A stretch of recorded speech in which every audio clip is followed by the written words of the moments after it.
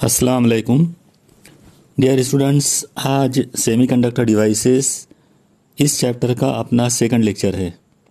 आज के इस लेक्चर में हम मेनली रिपल फैक्टर और फिल्टर सर्किट ये दो टॉपिक पर बात करने वाले हैं। लेकिन आज के इस लेक्चर को स्टार्ट करने से पहले एकदम शॉर्ट में पहले हम कल जो हमने दो पॉइंट्स देखे थे उनको पहले रिवाइज करेंगे। कल हमारा जो मेन टॉपिक था वो था रेक्टिफायर सर्किट, और उसमें हमने जो दो पॉइंट डिस्कस किए थे वो था हाफ वेव रेक्टिफायर और फुल वेव रेक्टिफायर।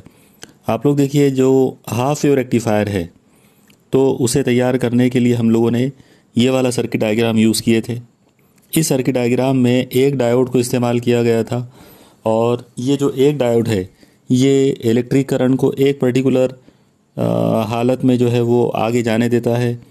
यानी आउटपुट जो है वो हमको उस वक्त मिलता है जब एसी इनपुट का पहला पॉजिटिव हाफ साइकिल शुरू होता है। तो यानी पॉजिटिव हाफ साइकिल के लिए पॉजिटिव आउटपुट हमको मिलेगा, लेकिन नेगेटिव हाफ साइकिल के लिए हमको उधर आउटपुट कुछ नहीं मिलेगा।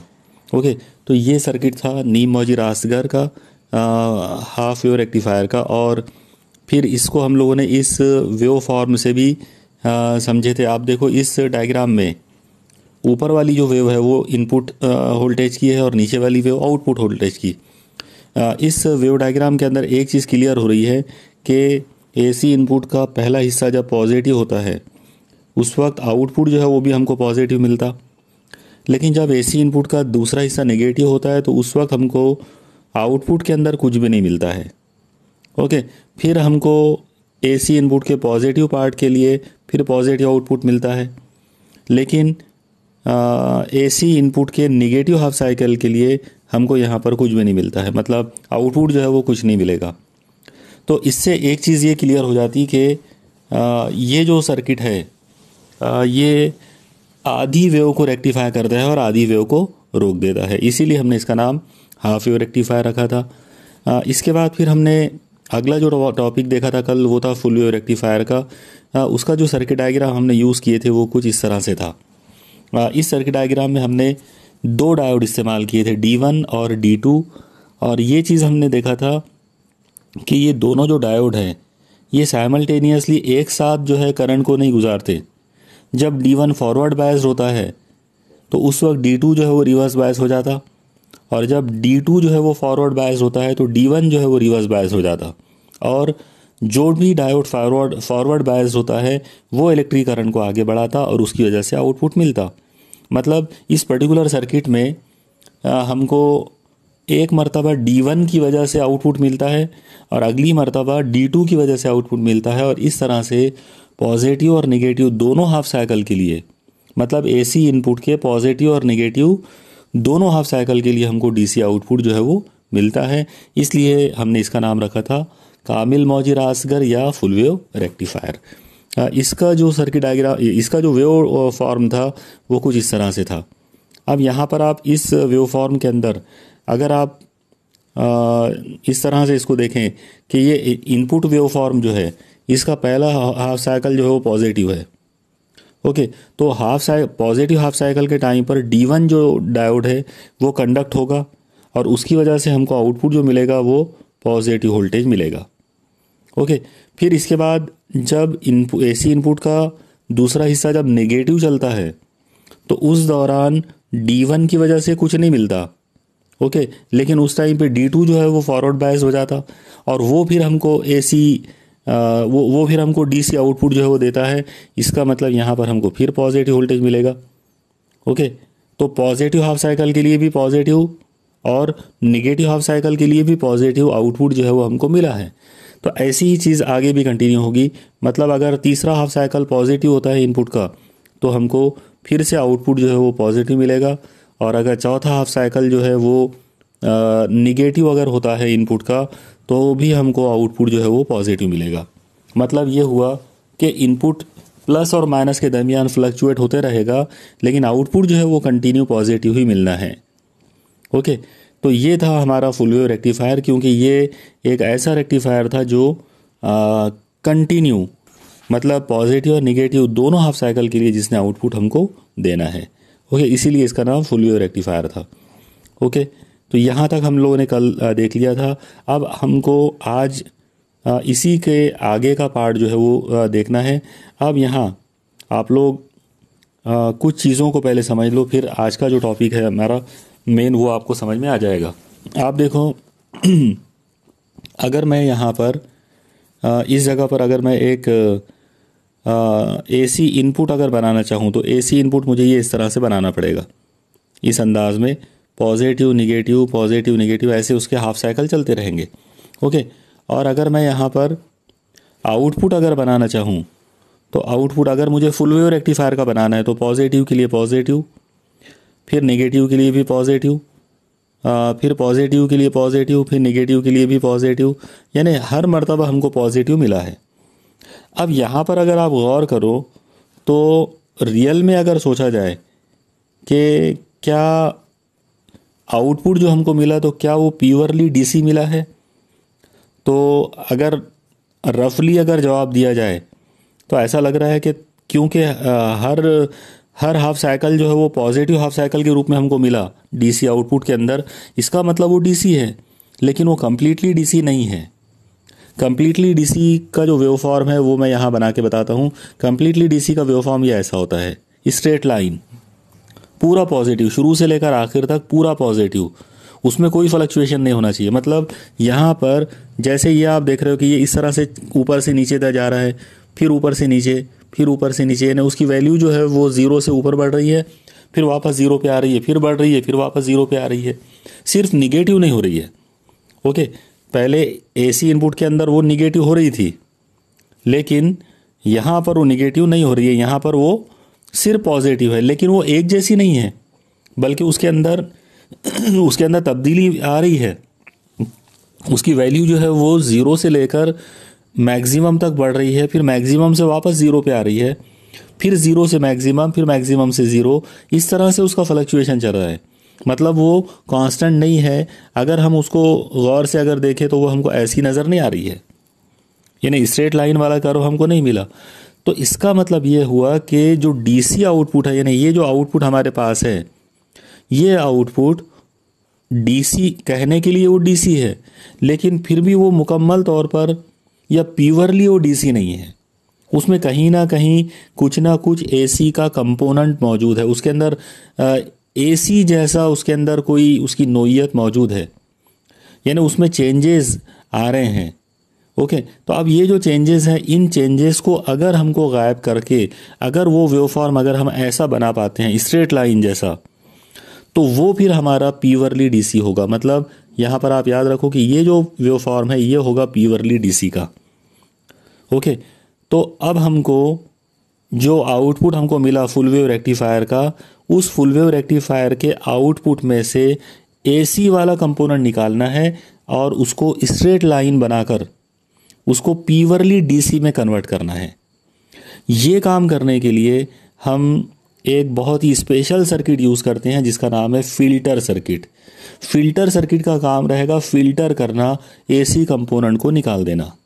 ओके, तो आप फ़िल्टर सर्किट वाला टॉपिक शुरू करने से पहले मैं सबसे पहले आपको वो वाला पॉइंट डिस्कस करना चाहूँगा जो इस पर्टिकुलर वेव फॉर्म के साथ जुड़ा हुआ है।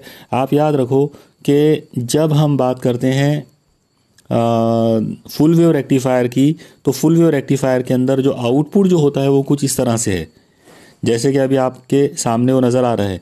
इसके अंदर यहाँ पर ये वैल्यू 0 है और ये वाली जो वैल्यू है यहाँ पर इस जगह पर ये मैक्सिमम वैल्यू है, और करंट जो है वो ऐसे बढ़ रहा है, फिर वापस 0 पे आया, फिर बढ़कर वहाँ तक गया, फिर वापस आया, फिर बढ़ा, फिर वापस आया। ओके, तो ये वेरिएशन को ना करते हुए इसको हमको एकदम ऐसे स्ट्रेट लाइन में कन्वर्ट करना है। तो स्ट्रेट लाइन वाले इसमें यानी प्योरली DC बनाना है। उसको प्योरली DC बनाने के लिए सबसे पहले हमको उस AC कंपोनेंट का नाम रखना पड़ेगा कि ये क्या चीज़ है। तो आप लोग यहाँ पर याद रखिए, उसको जो नाम दिया गया है वो है रिपल फैक्टर। ओके, यहाँ पर आप याद रखो उस चीज़ को क्या कहेंगे, रिपल फैक्टर। अब ये रिपल जो वर्ड है इसको क्या कहेंगे, तो सबसे पहले इससे रिलेटेड कुछ चीज़ें समझ लो आप लोग। जो सवाल यहाँ पर अगला जो बन सकता है वो ये है कि रिपल फैक्टर जिसे उर्दू में हम कहते हैं तमूजी आमिल, उससे क्या मुराद है और उसकी वजाहत करना है। आप याद रखना, रिपल का सीधा साधा मीनिंग एक तरह की वेव या एक तरह की लहर ही होता है, लेकिन उसके लिए अरबी में जो वर्ड यूज़ किया जाता है वो जाता है यमूज या तमूज, इस तरह का वर्ड उसके लिए इस्तेमाल करते हैं हम लोग। उसके लिए उर्दू में आमतौर पर रिपल फैक्टर को हम तमूजी आमिल के तौर पे यूज़ करेंगे। अब ये तमूजी आमिल क्या चीज़ है, तो उसकी डेफिनेशन आप समझ लो। बहुत सिंपल सी उसकी जो डेफिनेशन यहाँ आपको नज़र आ रही है वो ये है कि रेक्टिफायर यानी रास्तगर के सर्किट में जो आउटपुट हासिल होता है वो डीसी आउटपुट होता है, लेकिन उस डीसी आउटपुट के अंदर कुछ हद तक एसी कंपोनेंट मौजूद होता है। वो जो एसी कंपोनेंट मौजूद रहेगा डीसी आउटपुट के अंदर, उसे रिपल कहा जाता है, उसको रिपल कहेंगे। और वो जो रिपल है वो हमेशा उसको फ्लक्चुएशन के रूप में हमको नज़र आएगा। यहाँ पर आप देखो कि रिपल फैक्टर अगर हमको देखना है तो वो रिपल फैक्टर वोल्टेज के रूप में ये इस तरह से हम बता सकते हैं। यहाँ पर आप गौर करो कि जो इस पर्टिकुलर ग्राफ के अंदर आप गौर से देखो कि यहाँ पर इस जगह पे ये ज़ीरो है, और जो वोल्टेज हमको मिला तो वो वोल्टेज हमको ये ऐसा मिलना चाहिए था, स्ट्रेट लाइन, लेकिन वो स्ट्रेट लाइन नहीं मिला, बराबर है, बल्कि वोल्टेज मिला ये इस तरह से फ्लक्चुएशन वाला, ऊपर नीचे होने वाला। तो इसका जब हम एवरेज निकालेंगे तो वो एवरेज ऐसा स्ट्रेट लाइन आएगा। अब आप गौर से देखो कि इस वोल्टेज के अंदर एसी कंपोनेंट मौजूद है। एसी कंपोनेंट का मतलब ये है कि इसके अंदर पॉजिटिव और नेगेटिव जो है तब्दीलियाँ आ रही हैं, चेंजेस उसके अंदर हमको दिखाई दे रहे, फ्लक्चुएशन उसके अंदर नज़र आ रहे। ये जो चीज़ है, ये जो फैक्टर उसके अंदर आ गया, इसको एसी कंपोनेंट कहेंगे। और ये डीसी आउटपुट के अंदर मौजूद है। ओके, तो डीसी आउटपुट के अंदर मौजूद ये वाला जो एसी कंपोनेंट है इसे कहा जाता है रिपल। ओके, इसको रिपल कहेंगे। अब इसको जो है हम फॉर्मूले से मालूम करने की कोशिश करेंगे कि किस तरीके से हम इसको मालूम कर सकते हैं। तो यहाँ पर आप देखो, रिपल फैक्टर का हमारे पास एक सिंपल सा एक फार्मूला दिख रहा है, और वो फार्मूला कुछ इस तरह से है। RMS value of AC component in output, यानी आउटपुट के अंदर एसी कंपोनेंट की root mean square value, RMS value, और उसको डिवाइड करना पड़ेगा आपको डीसी कंपोनेंट की वैल्यू से। डीसी कंपोनेंट की जो वैल्यू रहेगी उससे अगर आप उसको डिवाइड कर देंगे तो ये जो तनासुब मिलेगा इसे बोलते हैं रिपल फैक्टर या तमूजी आमिल। ओके, यहाँ डेफिनेशन आपके सामने है।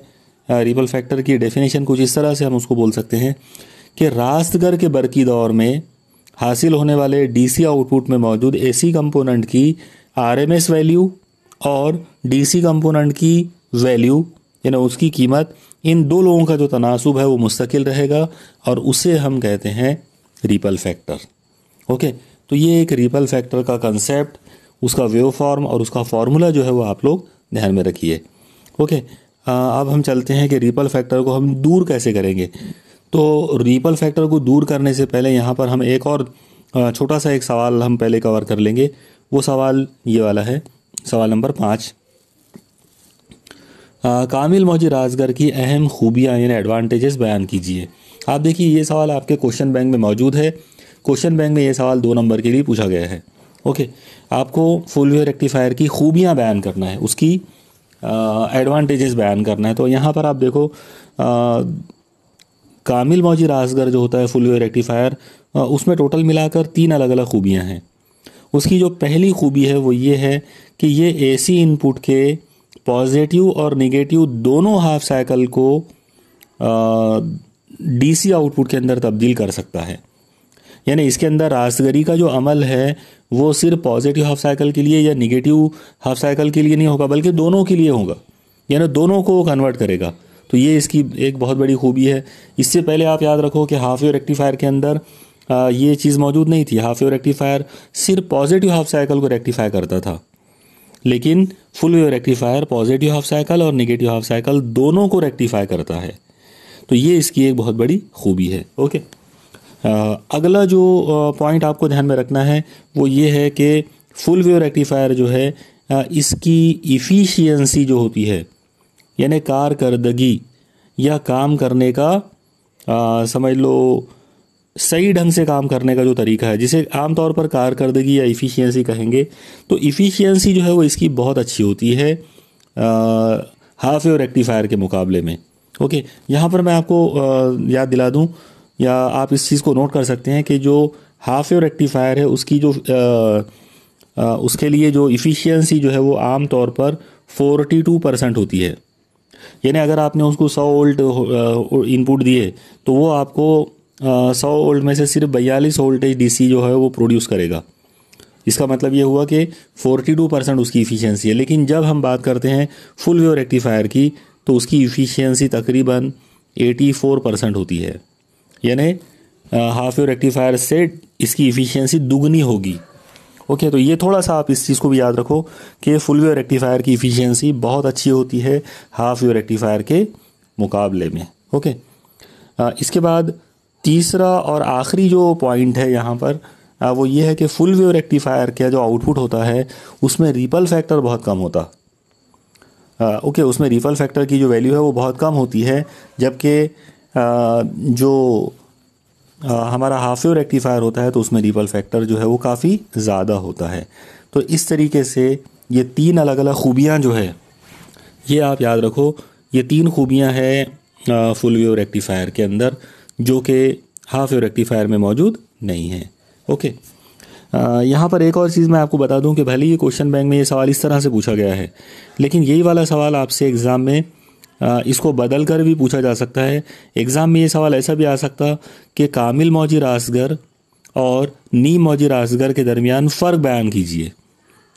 तो जब आपको फ़र्क का अगर मामला आ जाता है तो फिर उस वक्त ये जो 3 पॉइंट है, ये 3 पॉइंट आप वहाँ पर लिख सकते हैं डिफरेंस के रूप में। यानी उस वक्त आप 2 डब्बे अलग अलग बनाओगे, एक तरफ हाफ वेव रेक्टिफायर, एक तरफ फुल वेव रेक्टिफायर, और फिर दोनों के दरमियान ये पॉइंट ऑफ डिफरेंसेस जो आएंगे तो वो इस तरीके से आप उनको लिख सकते हो। लेकिन डिफरेंस में एक पॉइंट और बढ़ाया जा सकता, और वो ये रहेगा कि हाफ वेव रेक्टिफायर में एक डायोड की ज़रूरत पड़ती है उसके सर्किट में, और फुल वेव रेक्टिफायर के अंदर हमेशा 2 डायोड की ज़रूरत पड़ती है। तो ये भी एक डिफरेंस का पॉइंट उसमें हो सकता है अगर डिफरेंस वाला सवाल अगर एग्ज़ाम में आता है तो। ओके, चलिए आगे बढ़ाते हैं। यहाँ पर अब एक छोटा सा न्यूमेरिकल प्रॉब्लम इसमें दिया गया है, और ये न्यूमेरिकल प्रॉब्लम जो अपनी बोर्ड की बुक में है वो कुछ इस तरह से है कि अगर एसी इनपुट की तवातिर 50 हर्ट्ज़ हो तो दर्जे झैल आलात के लिए आउटपुट वोल्टेज की तवातिर क्या होगी। यानी तवातिर पूछा गया है। ओके, फ्रीक्वेंसी मालूम करना है। आपको ये दिया गया है कि इनपुट वोल्टेज जो है उसकी फ्रीक्वेंसी 50 हर्ट्ज़ है, और आउटपुट वोल्टेज जो मिलेगा उसकी तवातिर, उसकी फ्रीक्वेंसी मालूम करना है इन 2 सर्किट्स में। पहला सर्किट दिया हुआ है नीम मौजिर असगर यानी हाफ वेव रेक्टिफायर, और दूसरा है कामिल मौजिर असगर यानी फुल वेव रेक्टिफायर। ओके, तो अब इस तरह के सवाल को कैसे करेंगे उसको समझ लो आप लोग। तो सबसे पहले जो दिया हुआ है वो लिख लेंगे। तो इनपुट फ्रीक्वेंसी आपको दी हुई है 50 हर्ट्ज़, और आउटपुट फ्रीक्वेंसी आपको मालूम करना है। सबसे पहले हमको दिया गया था नीम मौजिर असगर, तो हम हेडिंग डालेंगे नीम मौजिर असगर। और अब यहाँ पर इस प्रॉब्लम को आपको याद रखना है, इसको सॉल्व करने की ज़रूरत नहीं है, बल्कि आपको ये नॉलेज बेस्ड प्रॉब्लम है। यानी ये एक ऐसा प्रॉब्लम है जिसको आपको अपनी नॉलेज को ध्यान में रखकर इसका जवाब देना है। तो अब सबसे पहले आप एक चीज़ पे गौर करो। हाफ वेव रेक्टिफायर के अंदर एक ख़ास बात ये हुई थी कि जब उसका पहला साइकिल शुरू होता है पॉजिटिव हाफ साइकिल, तो उस वक्त वो आउटपुट देता है, और जब एसी इनपुट का नेगेटिव हाफ साइकिल चलता है उस दौरान वो कुछ नहीं देता। यानी उतनी देर के लिए उसकी फ्रीक्वेंसी जो है वो रुक जाती है वहाँ पर। ओके, तो इसका मतलब ये हुआ कि एक हाफ साइकिल या एक कंप्लीट साइकिल जब एसी का रहता है, एसी इनपुट का जो कंप्लीट साइकिल जब रहता है उस दौरान जो आउटपुट मिलता है डीसी आउटपुट वो एक ही बार मिलता है। ओके, देखो मैं इसको एक बार वेव फॉर्म से समझा देता हूँ, आप यहाँ ध्यान दो इसको। ये देखो, ये इस तरह से आप इमेजिन करो कि ये पॉजिटिव हाफ साइकिल और ये नेगेटिव हाफ साइकिल, ये एसी का इनपुट है। ओके, अब मुझे इसका आउटपुट बताना है हाफ वेव रेक्टिफायर के अंदर। इसका जो आउटपुट मिलेगा वो इस तरह से मिलेगा, इस अंदाज में। अब आप गौर से देखो कि यहाँ पर ये जो चीज़ मिली हमको, ये डीसी में मिली। इसमें एक कंप्लीट साइकिल जो है, अगर मैं यहाँ पर एक कंप्लीट साइकिल की बात करूँ तो कंप्लीट साइकिल इस जगह पर आकर कंप्लीट हो गया, यानी यहाँ से लेकर यहाँ तक ये कंप्लीट साइकिल हुआ है। और ये कंप्लीट साइकिल के अंदर एक प्लस और एक माइनस इतने लोग आए। ओके, डीसी के अंदर जो कंप्लीट साइकिल है वो यहाँ से लेकर यहाँ तक कंप्लीट हो गया। एक्चुअली वो यहाँ तक हुआ, लेकिन वेव फॉर्म यहाँ तक ही बना है एक ही बार। तो सोचने लायक बात यह है कि एक वेव के लिए यहाँ पर भी एक ही वेव मिली है। ओके, एक वेव के लिए एक ही वेव मिली है। जब एक वेव के बाद से यहाँ पर एक ही वेव मिलेगी, इसका मतलब ये हुआ कि फ्रीक्वेंसी उतनी ही रहेगी जितनी पहले थी। यानी जो फ्रीक्वेंसी इनपुट की रहेगी वही फ्रीक्वेंसी आउटपुट की रहेगी। ओके, तो इसीलिए हम ये बोलेंगे कि अगर फ्रीक्वेंसी ऑफ इनपुट जो है अगर वो 50 हर्ट्ज है, 50 हर्ट्ज अगर है, तो फिर जो आउटपुट रहेगा उसकी भी फ्रीक्वेंसी 50 हर्ट्ज ही रहेगी। इसीलिए आपके दिमाग में ये बिल्कुल फिक्स कर लो कि अगर हाफ वेव रेक्टिफायर की बात हो रही है तो हाफ वेव रेक्टिफायर के अंदर फ्रीक्वेंसी नहीं बदलती। जो डीसी आउटपुट होता है उसकी फ्रीक्वेंसी वही होती है जो एसी इनपुट की फ्रीक्वेंसी होती है। ओके, हालांकि दिमाग में ये भी आ सकता है कि भाई यहाँ पर आधी वेव तो गायब हो गई है, और जब आधी वेव गायब हो गई इसका मतलब फ्रीक्वेंसी आधी हो जाना चाहिए। ओके, तो इसलिए बहुत सारे लोग इसका जवाब 50 इनपुट फ्रीक्वेंसी 50 है तो आउटपुट फ्रीक्वेंसी 25 कह देंगे। लेकिन वैसा नहीं है, 25 फ्रीक्वेंसी नहीं हो सकती, क्योंकि जो डीसी आउटपुट जो है उसके अंदर एक वेव कंप्लीट हमको मिली है पहली वेव के लिए, यानी एक वेव के लिए उधर एक वेव मिली है। इसीलिए हम ये बोलेंगे कि फ्रीक्वेंसी जो है वो सेम रहेगी। ओके, तो इसका जवाब आप किस तरह से लिखोगे, यहाँ पर उसका जवाब लिखने का तरीका जो है वो इस तरह से रहेगा। नीम मौजी रासगर, इस बरकी दौर में एक एसी इनपुट की पल्स के लिए एक डीसी आउटपुट की पल्स हासिल होती है। यानी एसी इनपुट की एक पल्स के लिए, पल्स का मतलब वेव ले लो आप थोड़ी देर के लिए, लहर के तौर पे ले लो, यानी एक एसी इनपुट की एक जो लहर रहेगी उसके लिए डीसी आउटपुट की भी एक ही लहर आपको मिलेगी, एक ही पल्स आपको मिलेगी। और यही वजह है कि जो आउटपुट रहेगा, जो डीसी आउटपुट रहेगा, उसकी फ्रीक्वेंसी उतनी ही रहेगी जितनी एसी इनपुट की थी। अब एसी इनपुट की फ्रीक्वेंसी इस प्रॉब्लम में 50 हर्ट्ज है, इसलिए आउटपुट की जो फ्रीक्वेंसी आएगी वो भी 50 हर्ट्ज ही होगी। ओके, अब हम चलते हैं सेकंड पॉइंट पर, फुल वेव रेक्टिफायर। अब आप देखो फुल वेव रेक्टिफायर जो है उसमें आपको जो है इसमें एक चीज़ आपको ध्यान में रखना पड़ेगा कि एसी इनपुट की एक पल्स जब चलती है तो फुल वेव रेक्टिफायर के अंदर डीसी आउटपुट की 2 पल्सेस आ जाती, यानी वहाँ पर डीसी आउटपुट के अंदर 2 मरतबा पल्स मिलेगी। कैसे 2 मरतबा मिलेगी वो आप वेव फॉर्म से समझ सकते हैं। ये देखो, अगर मैं एसी इनपुट बनाना चाहूँ तो एसी इनपुट मुझे ऐसा बनाना पड़ेगा। ओके, अब मुझे अगर फुल वेव रेक्टिफायर का आउटपुट अगर बनाना है तो वो फुल वेव रेक्टिफायर मुझे ऐसा बनाना पड़ेगा, प्लस के लिए प्लस, माइनस के लिए भी प्लस। और अब आप गौर से देखो, आप देखेंगे कि यहाँ पर इस जगह पर जो पल्स है वो यहाँ से यहाँ तक है। ओके, और ये पल्स के अंदर ये एक कंप्लीट पल्स है, इसकी जो फ्रीक्वेंसी है वो 50 हर्ट्ज आपको दी गई है। और जब आप इसकी पल्स की बात करेंगे तो इसकी एक पल्स यहाँ से यहाँ तक हुई और यहाँ से यहाँ तक उसकी ये दूसरी पल्स, मतलब इनपुट की एक पल्स के दौरान आउटपुट की 2 पल्सेस कंप्लीट हो गई। और जब आउटपुट में 2 पल्सेस कंप्लीट हो गए, इसका मतलब फुल वेव रेक्टिफायर के अंदर फ्रीक्वेंसी जो है वो डबल हो गई है। ओके, एसी इनपुट के मुकाबले में उसकी फ्रीक्वेंसी डबल हो गई है। एसी इनपुट की फ्रीक्वेंसी 50 हर्ट्ज थी तो डीसी आउटपुट की फ्रीक्वेंसी 100 हर्ट्ज हो जाएगी। ओके, तो ये इसका मामला था। यानी इस तरीके से हम फ्रीक्वेंसी का ये प्रॉब्लम जो है ये सॉल्व कर सकते हैं। ओके, यहाँ पर एक छोटा सा कन्फ्यूजन और भी है, और वो कन्फ्यूजन के बारे में भी मैं आपको बता दूं। आप देखो, अगर जब हम एसी इनपुट के बारे में अगर बात करेंगे तो एसी इनपुट हम ये इस तरह से लिखेंगे, इसकी जो फ्रीक्वेंसी है वो हमको पता है 50 हर्ट्ज। अब आउटपुट जब हम बताएंगे तो आम तौर पर आउटपुट जो है, अगर हम एक आइडियल रेक्टिफायर की बात कर रहे हैं, आइडियल रेक्टिफायर का आउटपुट ये ऐसा बनेगा, स्ट्रेट लाइन। और अब अगर आप गौर से देखो तो इसकी तो फ्रीक्वेंसी है ही नहीं, क्योंकि फ्रीक्वेंसी तो उस वक्त आएगी ना जब उसमें फ्लक्चुएशन आएगा। तो अगर आइडियल रेक्टिफायर है और उसका आउटपुट जो है उसके अंदर बिल्कुल रिपल फैक्टर बिल्कुल नहीं है, रिपल फैक्टर बिल्कुल ज़ीरो है अगर, और वो बिल्कुल स्ट्रेट लाइन जैसा आपको कर्व मिल रहा है, तो फिर उस सूरत में उसका जो मतलब फ्रीक्वेंसी जो आएगी वो ज़ीरो आएगी। लेकिन ऐसा होता नहीं है। कामिल मौजी रासगर के अंदर हम उसी के बारे में बात करेंगे जो मतलब जो हमारे पास अवेलेबल होते हैं, और उसमें ये मामला ऐसा नहीं है। ठीक है, चलिए अब आगे बढ़ाते हैं। अगला सवाल, अगला जो टॉपिक हमको देखना है वो ये है इसमें कि एक सादा रासगर का ब्लॉक डायग्राम बनाइए जिसमें माहासिल मौजी वेव आउटपुट वेव फॉर्म जो है वो दिखाया गया हो। ये सवाल 2 नंबर के लिए पूछा गया है क्वेश्चन बैंक के अंदर। आपको एक सिंपल रेक्टिफायर सर्किट बनाना है, और साथ ही साथ ये जो सिंपल सर्किट जो बनाएंगे, सिंपल रेक्टिफायर सर्किट जो बनाना है, तो साथ ही साथ उसका आउटपुट का वेव फॉर्म भी उसके साथ में देना है। तो यहाँ पर आप देखो इसका जो डायग्राम बनेगा वो कुछ इस तरह से बनेगा। सिंपल रेक्टिफायर ये इस तरह से होता है। इस डायग्राम को अगर आप गौर से एक एक स्टेप को अगर आप समझेंगे तो आपको बहुत इजीली ये सब समझ में आ जाएगा। आप लोग देखो, हमने यहाँ पर एसी वोल्टेज लिए, ये जो एसी वोल्टेज जो लिए 230 वोल्ट 50 हर्ट्ज, ओके। ये हमने ट्रांसफार्मर के प्राइमरी कॉइल को दिया, यहाँ पर उसका वेव फॉर्म दिया हुआ है नीचे, ओके। ट्रांसफार्मर का ये वाला जो पार्ट है सेकेंडरी टर्मिनल, तो ये एसी को एसी में ही कन्वर्ट करेगा, मतलब यहाँ का जो वेव फॉर्म है वो भी बिल्कुल वैसे ही रहेगा जैसा वेव फॉर्म प्राइमरी का था। अब ये वाला ये जो हमको एसी वोल्टेज जो मिला ट्रांसफार्मर में से, ये हमने दिए एक डायोड रेक्टिफायर को। आप ऐसा समझ लो कि यहाँ पर एक फुल वेव रेक्टिफायर बैठा हुआ है। ये फुल वेव रेक्टिफायर का काम ये रहेगा कि वो रेक्टिफाई करेगा, वो पॉजिटिव हाफ साइकिल के लिए पॉजिटिव देगा, निगेटिव हाफ साइकिल के लिए भी पॉजिटिव देगा, ओके। तो इसलिए यहाँ पर इसका जो वेव फॉर्म बनेगा वो ये ऐसा बनेगा। आप गौर से देखो, यानी ये इसको आप गौर से देखो, ये वाला वेव फॉर्म।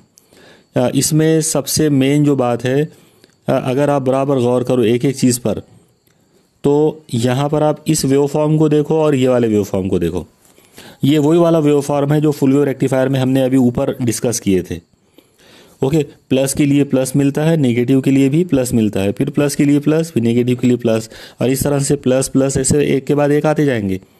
अब आप एक काम करेंगे, ये जो हमको वेव फॉर्म मिला है डायोड रेक्टिफायर का, इसको हम एक फ़िल्टर सर्किट के साथ जोड़ेंगे।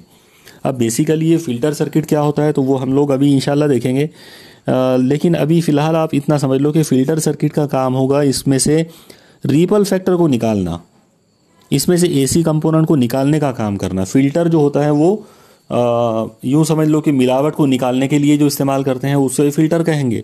तो यहाँ जो फ़िल्टर सर्किट है वो फ़िल्टर भी यही काम करेगा कि वो इसमें से रिपल फैक्टर को निकालेगा। अब आप देखो इसने क्या किया, इसने इस वेव फॉर्म को, यानी रेक्टिफायर का जो आउटपुट है उसमें से उसने एसी कंपोनेंट निकाल लिया, और जो आउटपुट उसने दिया वो कुछ ऐसा आ गया देखने में।